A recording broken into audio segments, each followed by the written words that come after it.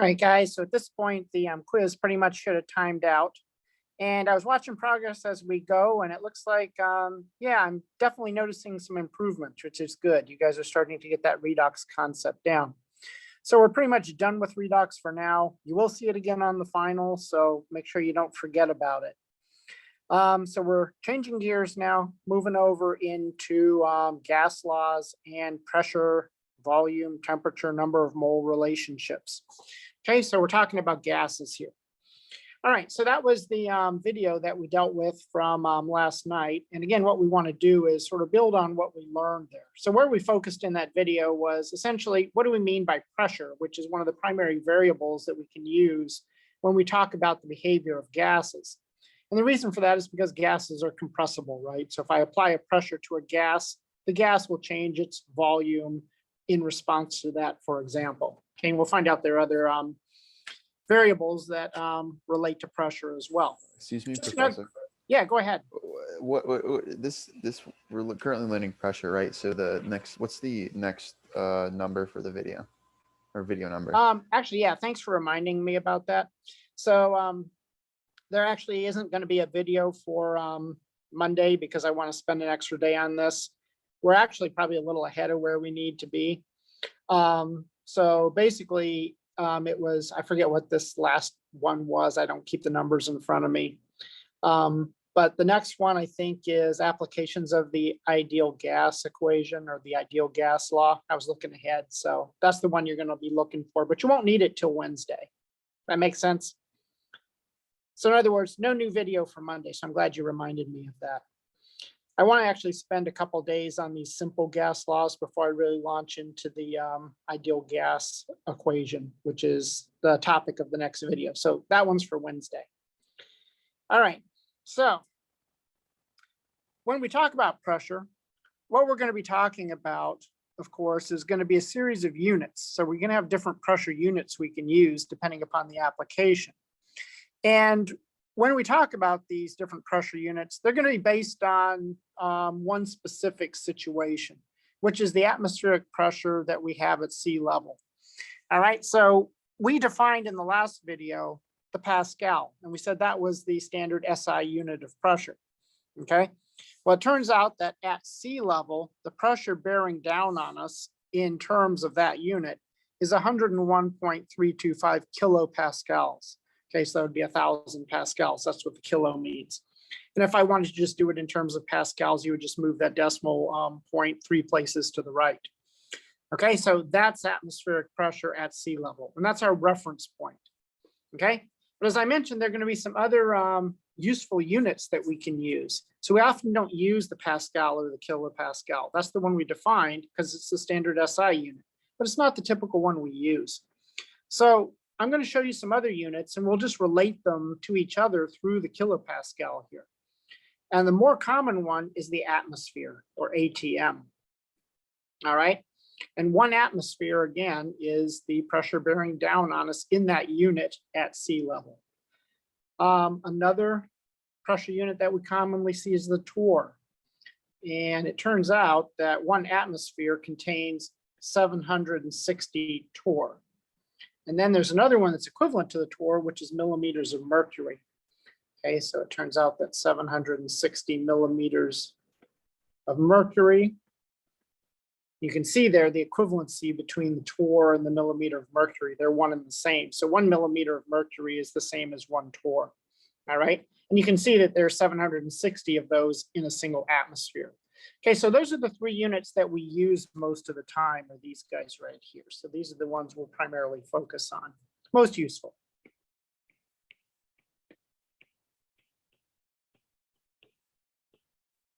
All right, so the next thing, and we've kind of touched on it very briefly, is when we're talking about gases, which variables are important? Okay, so obviously we've been talking about pressure so far, right? So obviously pressure is an important variable. But since gases are compressible, what other things might come into play here? Well, we mentioned another one just a moment ago, and that's volume. Okay, so we specify that with a big V. Okay, so think about like a balloon we blow up. It's got a gas inside of it, right? So if there's a certain pressure inside the balloon, and it's, of course, expanding against an exterior pressure or an external pressure in the atmosphere, that's going to define the volume of the balloon, right? Another one is going to be temperature. Now, if we think about that same balloon, if we heat up the atoms or molecules of the gas that are inside of the balloon, what's going to happen? Well, they're going to move faster, right? And as they move faster, they're going to gain more kinetic energy, and then they're going to collide harder against the side of the balloon. So that would have an effect on the measured volume and or pressure of the gas inside of the balloon. So temperature matters. The other thing that matters is N. And N here is the number of moles of the gaseous component. Okay, so if I have, for example, a helium balloon, right? It's the helium particles inside of the balloon that matter. Okay, so temperature, volume, and pressure can all depend upon the number of moles of helium that I have inside of the balloon. So those are the four important variables that we want to talk about. Now, normally what we do is when we derive these simple gas laws, we do it in terms of either pressure or volume as being the primary unit that we're going to watch. And we see how each one of those variables, pressure and volume, depend upon the other variables. So for example, if I'm talking about pressure, I want to know how pressure would depend on volume, temperature, and number of moles, either all at the same time or in certain combinations. Okay, so those are the important variables that we have to think about. Now let's just couch this by putting together just a simple gas law example. We're not going to actually solve this yet, but let's just sort of see what variables are important here. Okay, so let's just read the problem and see what we've got. So it says here the 35.8 liter cylinder of argon is connected to an evacuated 1,875 liter tank. Okay, so I've got my argon cylinder connected by way of, say, a tube to an evacuated big tank. So then if I open up a valve in the tube, the gas can then spread between the two vessels. So the gas will go between the tank and the argon cylinder until the pressure, of course, is equilibrated between the two. So if at constant temperature, the final pressure is 721 millimeters of mercury, then what's the initial pressure in the cylinder expressed in atmospheres? So anytime I see a problem like this, the first thing I ask myself is what variables are important? Okay, so I definitely see volume in there, right? I'm talking about liters. I'm talking about a volume of a cylinder and a volume of a tank that's attached to it. So obviously, volume is important here. So that's a variable I have to think about. What's the other important variable in this problem? If volume is one big variable, what's the other important one? Temperature. Temperature is definitely mentioned in there, right? So let's just write it down. What's the next one that's important? The final pressure. Pressure, yes, sir, it's pressure. Okay, so it looks like we've got volume, temperature, and pressure at play here. Now, what does the problem say about the temperature?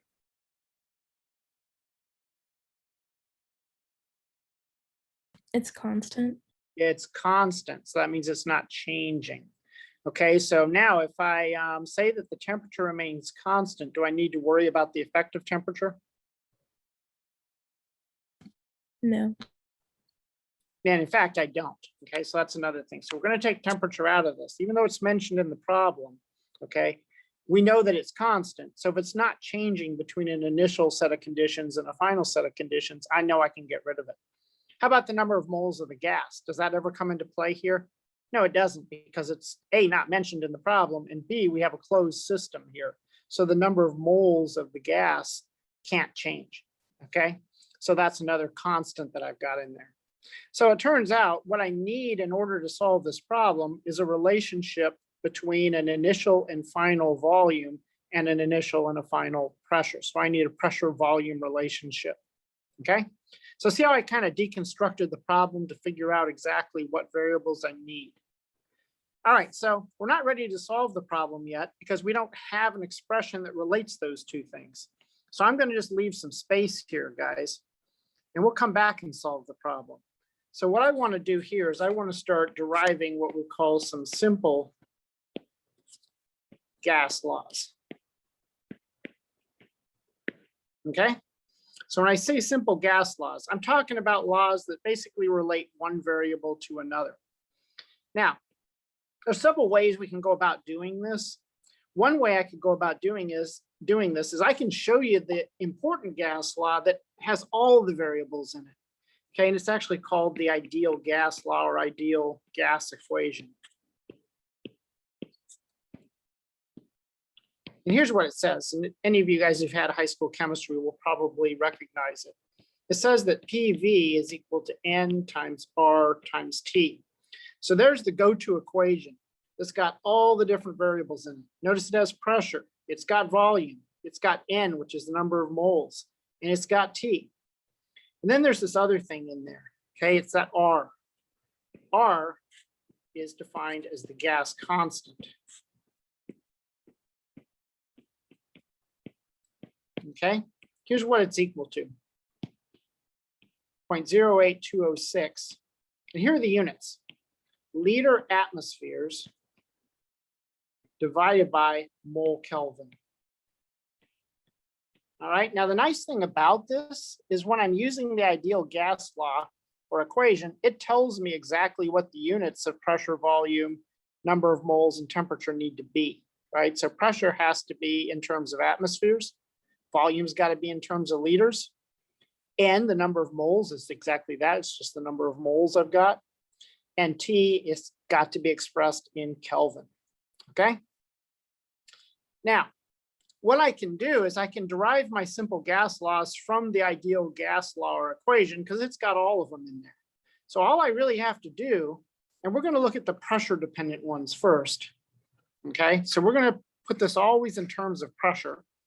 So if I take the ideal gas equation and solve it for pressure, what I've got is N times R times T divided by volume. Everybody see that? I just got P by itself in the equation.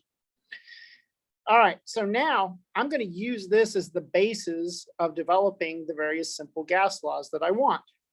So let's start by looking at the pressure volume relationship. That one has a name, it's called Boyle's law.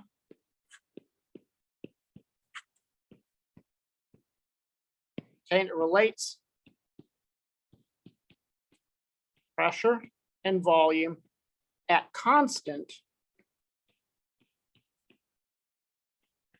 N and T. In other words, I'm going to hold the number of moles of gas involved constant, and I'm going to hold the temperature constant. So what this does is it lets me isolate pressure and volume. Now that kind of sounds like what I need for the problem up above, doesn't it? So maybe it's Boyle's law, once I derive it, that we're going to be able to use for that problem. So from here, what I want to do is I want to use the ideal gas equation to get me to a simple relationship for pressure and volume that's going to relate an initial pressure and volume to a final pressure and volume.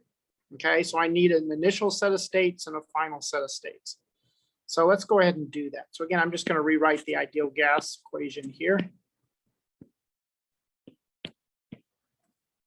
And now what I'm going to do is I'm going to pull everything together that's constant.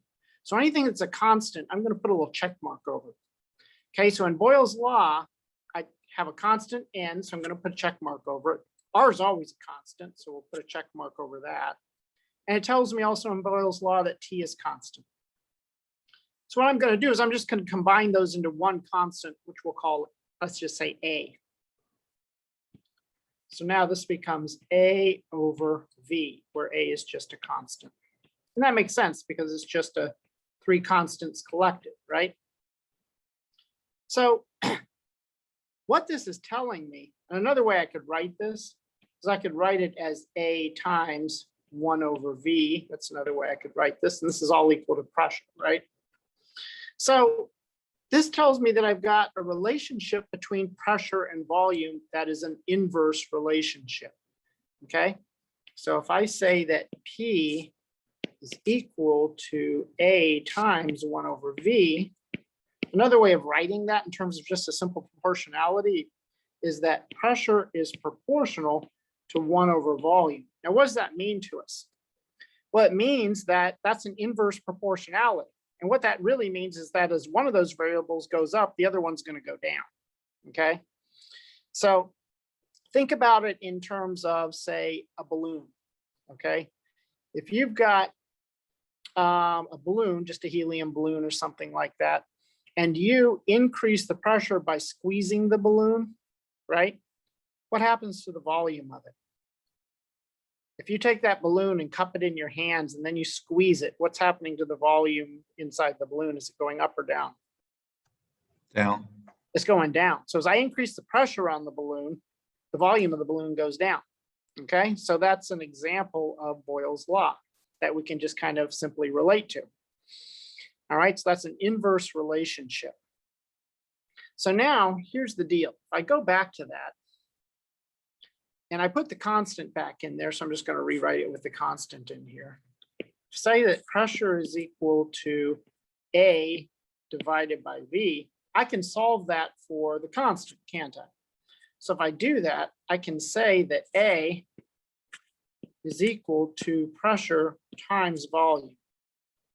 Now, this lets me set up a relationship between initial sets of conditions and final sets of conditions. Because what this tells me is that any P under one set of conditions times any V at the same set of conditions has to equal to the product of P and V at another set of conditions. Why? Because P times V always has to give me a constant.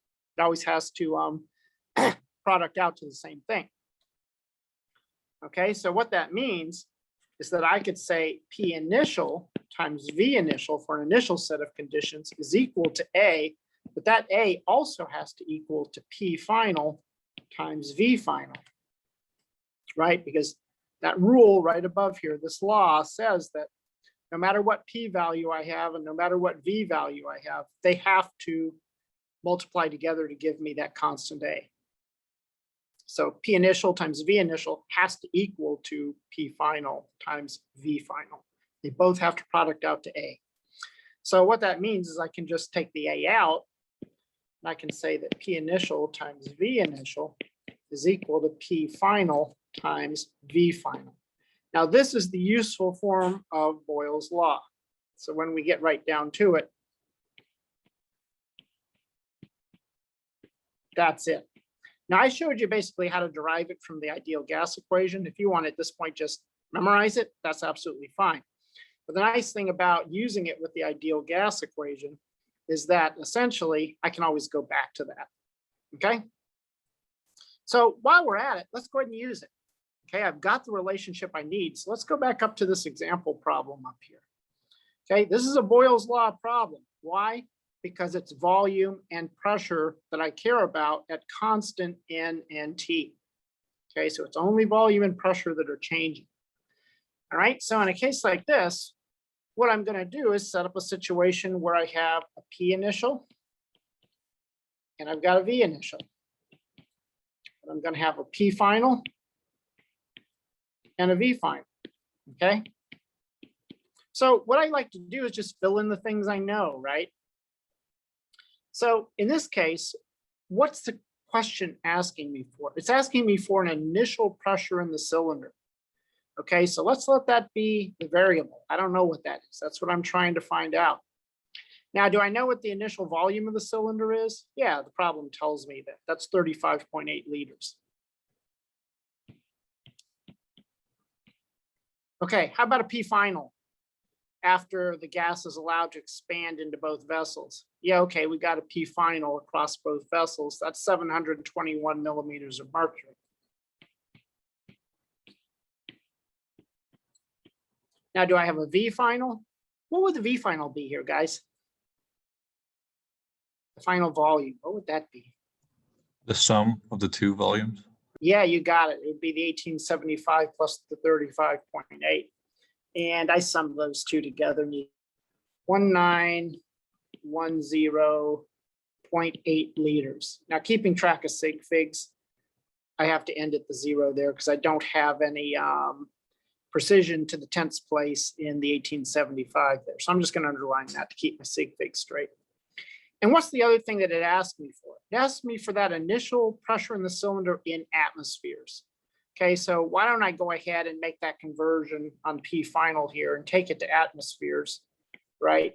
So that I'm playing with the right unit. I could keep it in terms of millimeters of mercury if I want, and then solve it that way and then convert it, but let's just go ahead and convert it. So I know that we have 1 atmosphere, and 1 atmosphere is what, 760 millimeters of mercury from above. Okay, so millimeters of mercury cancel with millimeters of mercury, and I get 0.94868 ATMs. And again, keep track of my sig figs. I'm good to those first 3 sig figs there from my 721 millimeters of mercury. All right, so now I've got everything I need. So now I'm just gonna utilize Boyle's law. So what did Boyle's law say? It said that P initial times V initial is equal to P final times V final. What is it we want? We want P initial, right? So we'll just solve for that. So that's going to be P final times V final over P initial, or sorry, P final. P final over V initial, sorry. Can't do algebra in my head. Okay. So now we got everything. We're just going to plug it all in, right? Everything's already in the right unit, so all I got to do is get it in there. What was my P final? That was the 0.94868 atmospheres. I need my V final. That's what, 1910. I'm going to keep all those digits in there, just keeping track, though. I'll fix the sig figs later. And then what have we got here? We got a V initial, and that's 35.8. By the way, what would you expect the pressure to do? This is finding out what the pressure is in the initial cylinder before I allow the gas to expand out into a much larger volume. So do I expect P initial to be bigger or smaller than P final? Bigger, because Should be bigger. constrained. Yeah, it's going to be bigger because we allowed the gas to expand out into a larger volume, right? Okay, so notice what happens. Liters cancel with liters. I should be left with atmospheres. Keep a track of my sig figs here. Looks like I should be good to 3 sig figs. And if I work this out, it turns out to be 50.6 atmospheres. Okay, now compare that to the P final. The P final was what, 0.95 atmospheres, right around 1 atmosphere. So certainly it's about 50 times bigger, and that's exactly what we would have expected because this is prior to allowing the gas to expand into a much larger volume. Okay, so this is how we would use Boyle's law in a simple problem. By the way, guys, I did activate the homework, the new homework for this chapter. So those who like to get on that, you can just jump right into that. So let me, before we go, do the other pressure laws. Okay, we did Boyle's law. Now we can do another one which relates temperature and pressure. And this one's going to be called Charles's law.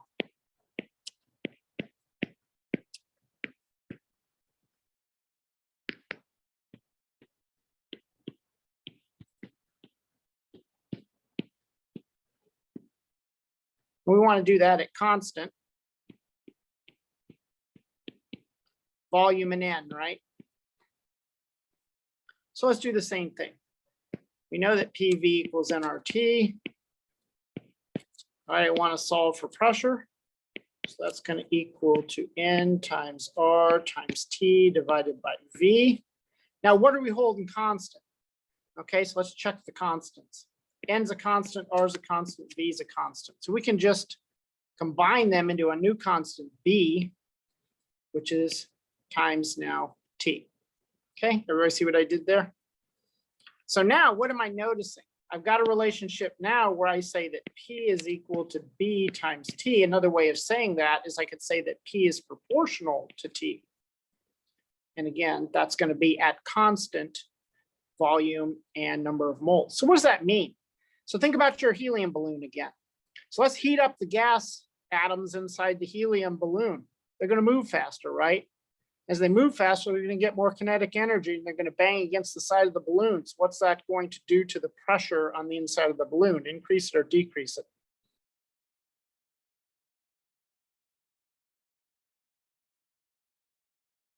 Increase? Yeah, exactly. More kinetic energy, the molecules are moving faster, atoms in this case, if it's a helium balloon, right? Atoms are moving faster, so you're going to get more collisions, you're going to get harder collisions. That's going to increase the pressure against the skin of the balloon. So the pressure should increase with increasing temperature. Okay, so that kind of makes sense. So now let's take it to an initial final situation. Okay, so starting out with this equation right here, I can solve it for B, right? So I can say that B is going to equal to P divided by T. So now, since the ratio of any P to any T has to equal to B, I can now say that P initial over T initial is equal to P final over T final. Okay, so that's the useful form of Charles's law for an initial final set of conditions. Okay, and then there's one more I want to show you. And that's Avogadro's law.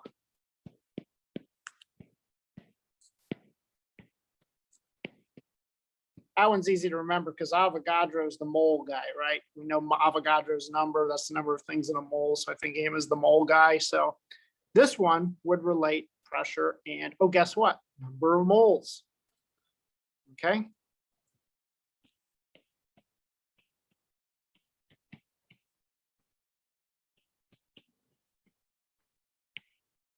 So what has to remain constant in this case? Oh yeah, the other two variables. That would be volume and temperature, right? So again, let's write out the ideal gas equation, PV equals nRT. Solve it for P, since all these are pressure related laws. So we're casting all these in terms of pressure. So pressure is N times R times T divided by V. So let's put check marks over everything that's constant. Okay, R is always a constant, T is a constant, V is a constant. Ooh, so how would I write this? I could say that P is equal to a new constant we'll call little c, right? Times N. Okay, so what does this tell me? Well, it tells me that the pressure is going to be proportional to the number of moles of the gas in the balloon. And that makes sense. If I put twice as many helium atoms in the balloon, what's that going to do to the pressure against the balloon? It's going to increase it, right? Put more stuff in there, you're going to get a higher pressure at a constant volume and temperature. Okay, so let's do the same thing. Let's solve this thing for C. So it turns out C is going to equal to pressure divided by N. Okay, so what that tells me is that now for every pressure initial over any N initial, that has to equal to a pressure final over an N final. Okay, so that's the useful form of Avogadro's law at constant V and T, initial final sets of conditions. All right, so we have three laws now that we've built up that are all dependent on, well, it shows how pressure is dependent on each of the three other variables: volume, number of moles, and temperature. All right, so what we want to do next time is we're going to come back and we're going to define a couple of volume-based laws. So rather than putting everything in terms of pressure, we're going to put things in terms of volume. We can do that for a couple of laws, and then show you another one called the combined gas law, which relates pressure, volume, and temperature all at constant number of moles. And then we'll be able to get into the ideal gas equation and show all the different things we can do with it. So practice up on this a little bit. Go work a few problems involving these simple gas laws. Make sure you're comfortable with the unit conversions between pressures. And we'll do a simple 5 for 5 quiz based on this on Monday. No new video. So your next video will come on Wednesday, guys. All right, everybody good? Yep. All right, guys. Have a wonderful weekend, and I will see you on Monday. You as well. Thanks.